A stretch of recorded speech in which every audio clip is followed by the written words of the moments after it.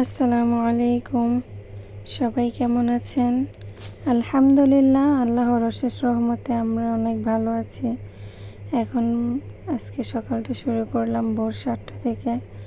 এই যে আমার মেয়েকে আমি মাদ্রাসায় পাঠিয়ে দিলাম, বলতেছে আম্মু তুমি যাও মাদ্রাসায় চলে যাও, আমি তোমাকে গিয়ে 9টা বাজে খাইয়ে দিয়ে আসবো। এদিকে রাত্রে আপনাদের ভাইয়া বাজার নিয়ে আসছিল, লাউ, শসা, তারপরে করলা আর অনেক বাজার নিয়ে এসেছিলো। এটা আমি গুছিয়ে রেখে দিয়েছি। আজকে আমি শসা দিয়ে মাছ দিয়ে রান্না করব আর করলা ভাজি করব। তো আমি আজকে যেটা নিয়ে কথা বলবো, আমি কিভাবে দ্রুত রান্না করে সেলাই কাজে সময় দিয়ে থাকি। এই যে আমি একটি চুলাতে শসা বসিয়ে দিয়েছি, আরেকটি চুলাতে মাছ ভাজাটা বসিয়ে দিয়েছি। দেখা গেছে আমার মাছ ভাজাটা হতে হতে এদিক দিয়ে শসা তরকারিটা ভাপ দেওয়া হয়ে যাবে।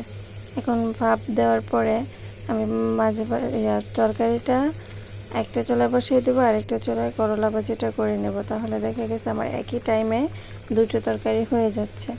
সেই জন্য আমার সময়টা অনেক বেঁচে গেল। আমরা কি করব, কখনো সময়কে অপচয় করব না। অপচয় বলতে সময়ের কাজ সময়ের সাথে সাথে করে নেব। যেমন আজকের কাজটা যদি আপনি কালকের জন্য রেখে দেন, তাহলে দেখা গেছে কালকে আপনার আরেকটি কাজ জমা হয়ে যাবে, তখন আপনার অনেক প্রেশার হবে। সেই জন্য চেষ্টা করবেন আজকের কাজটা আজকেই করে ফেলতে, আর কালকের জন্য রেখে না দিতে। দেখা গেছে শুধু আপনার কোনো কাজের ক্ষেত্রে না, ঘরের যে কোনো কাজে, যে এখন আমি করলাম না, একটু পরে আমি কাজটা করে নেব, এমনটা করবেন না। সাথে সাথেই আপনি করে ফেলবেন। যেমন আপনি এখন খাওয়া দাওয়া শেষ করলেন, খাওয়া দাওয়ার পর বললেন যে না, প্লেট বাটিগুলো রেখে দিলাম, একটু পর ধুয়ে নেব। দেখা গেছে একটু পরে আপনার আরেকটা কাজ হাতে আসতে পারে, তখন আপনি সাথে সাথেই ধুয়ে ফেললে পরে আরেকটা কাজ করতে পারবেন। এই যে দেখেন, এদিকে আমি একটা সালোয়ারের অর্ডার পেয়েছি। তো আমি আজকেই কিন্তু সালোয়ারটা বানিয়ে নিলাম। এই সালোয়ারটা বানানোর পর এই যে আমার আরেকটি জামার অর্ডার আসলো। তো আমি কি করব, এই জামাটা আজকেই বানিয়ে ফেলবো, আমি কালকের জন্য রাখবো না, যেহেতু আমি ফ্রি আছি। সেজন্য চিন্তা করলাম যে আজকেই জামাগুলো বানিয়ে ফেলে, দেখা গেছে কালকে আমার আরেকটা অর্ডার আসলে আমার এত একটা প্রেশার পড়বে না। এখন আমি জামাগুলো কাটিং করে সেলাই করে নেব। আর টার্গেট নিয়ে কাজ করলে দেখা গেছে লাইফে আপনি অনেক কিছুই করতে পারবেন। টার্গেট ছাড়া কোনো কাজ কিন্তু তেমন একটা করা যায় না। এই যে আমার মেয়ে দেখে দুষ্টুমি করতেছিল জামাটা আমি যখন শ্যুট করতেছিলাম।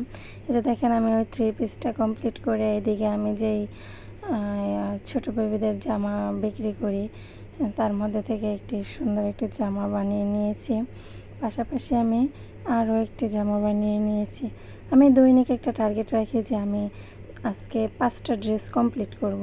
5টা ড্রেস কমপ্লিট করার পাশাপাশি আমি অন্যান্য অর্ডারি ড্রেসও বানাই।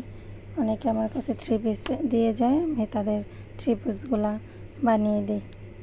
তো আজকের ভিডিওটা এই পর্যন্তই। সবাই আমার পাশে থাকবেন সাবস্ক্রাইব করে, বেল আইকনটি অন করে। আল্লাহ হাফেজ।